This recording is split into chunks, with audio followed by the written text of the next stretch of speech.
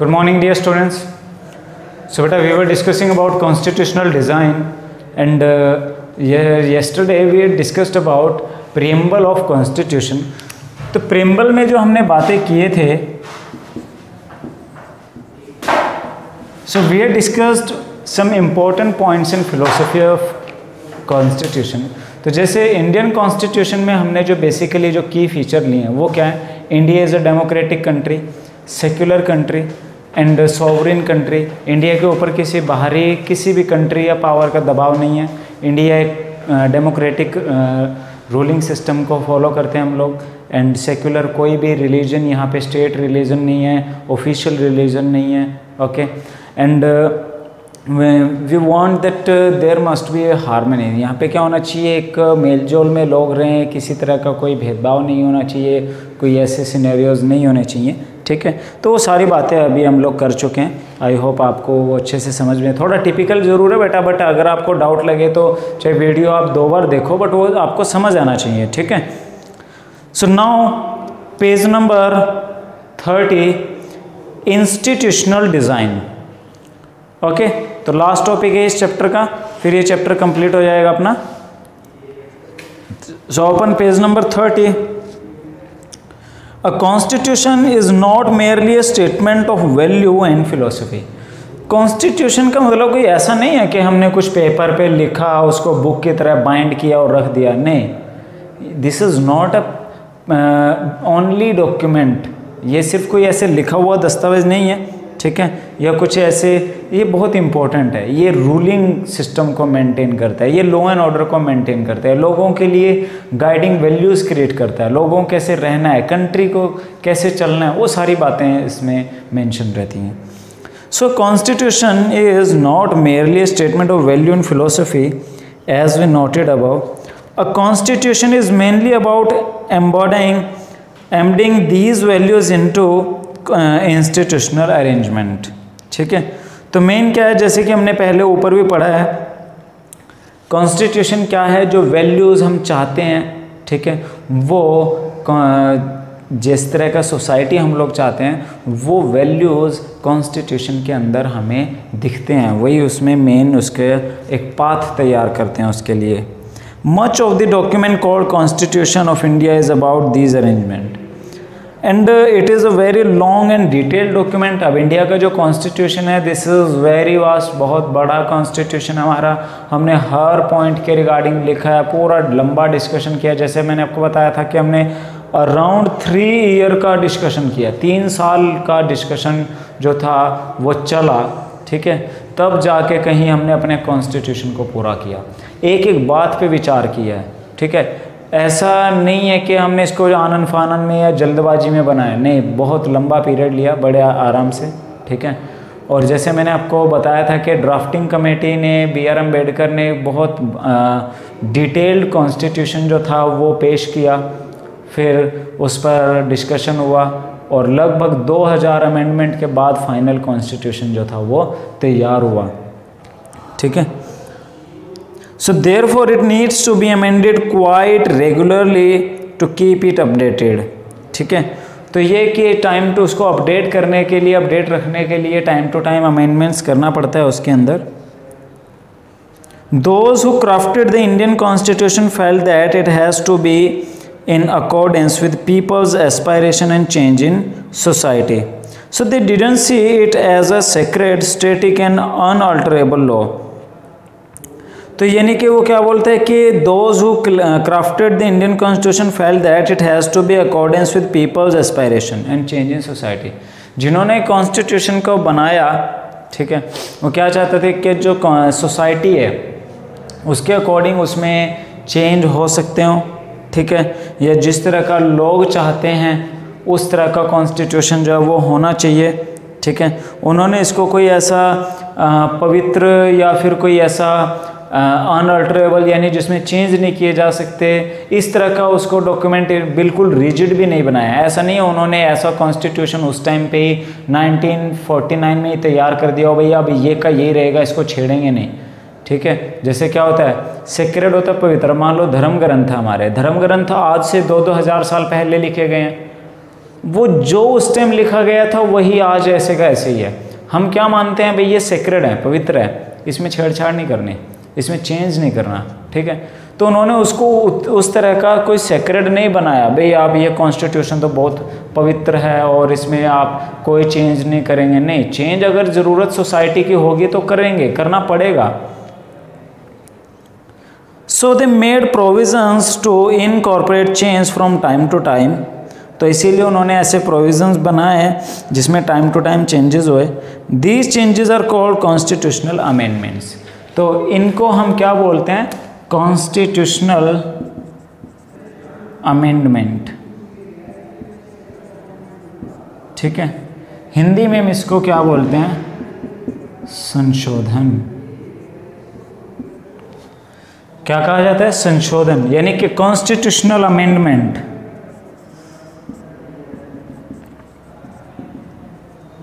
ठीक है, हिंदी में क्या कहते हैं, संवैधानिक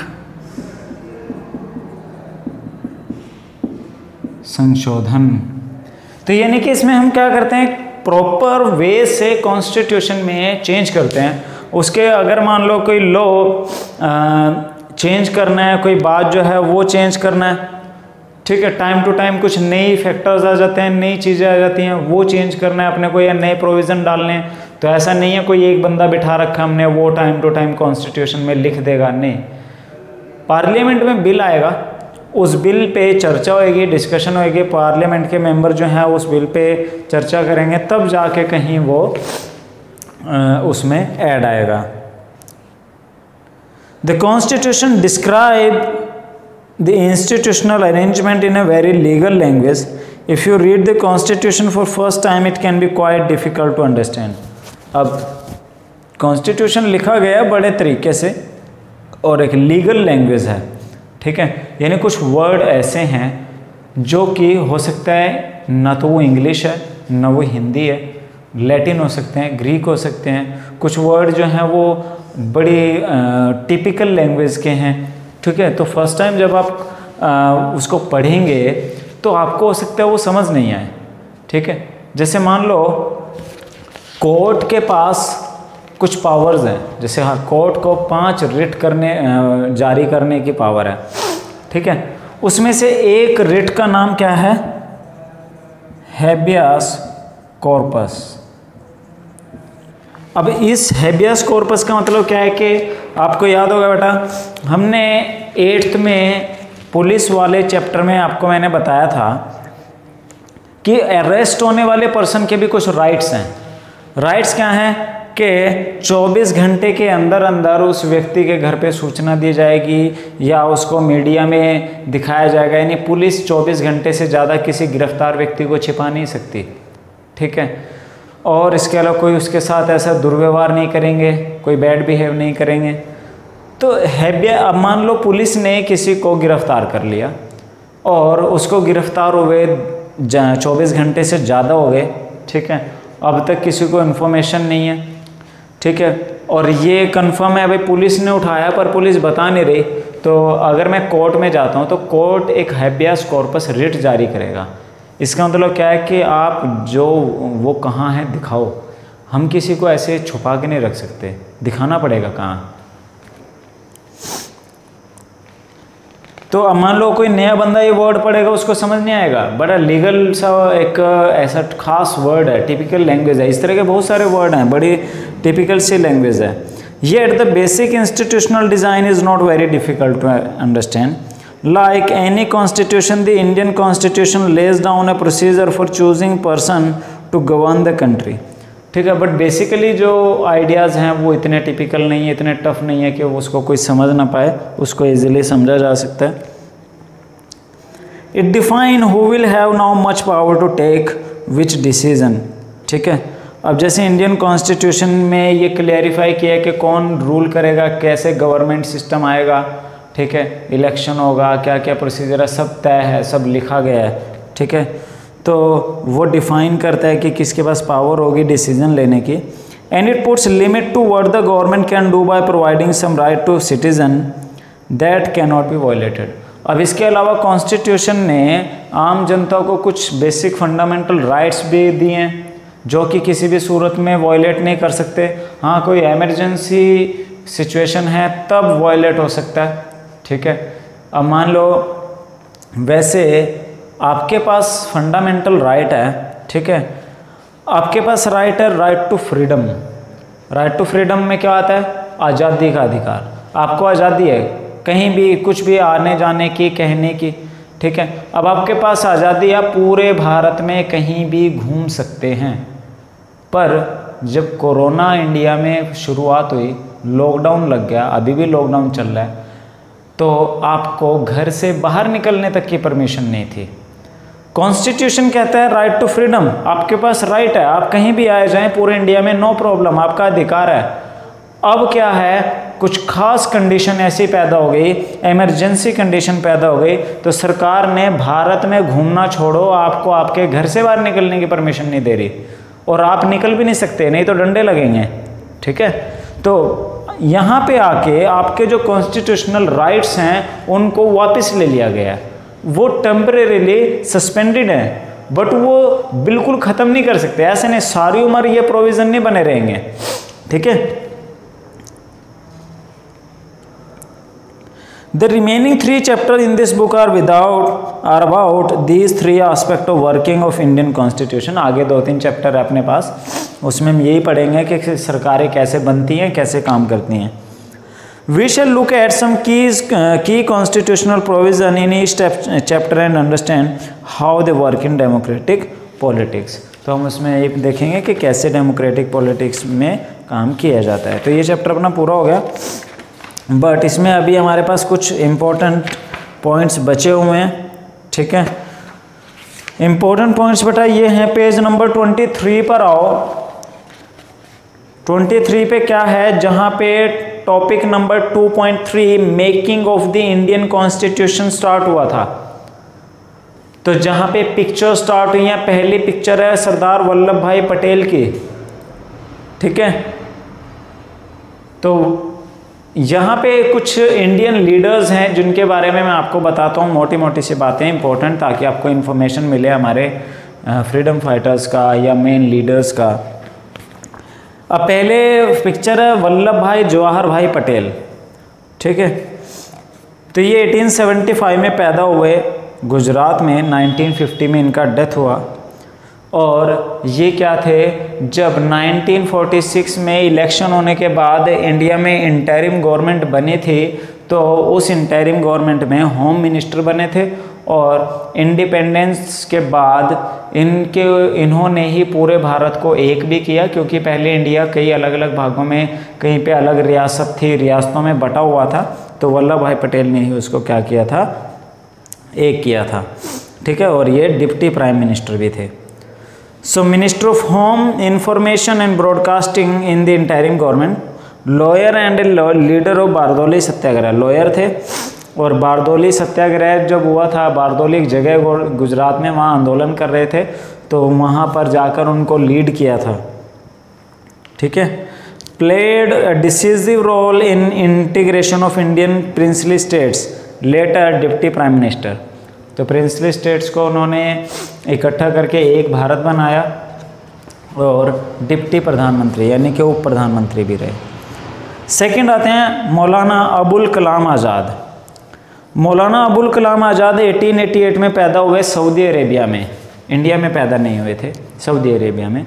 1958 में डेथ हुआ।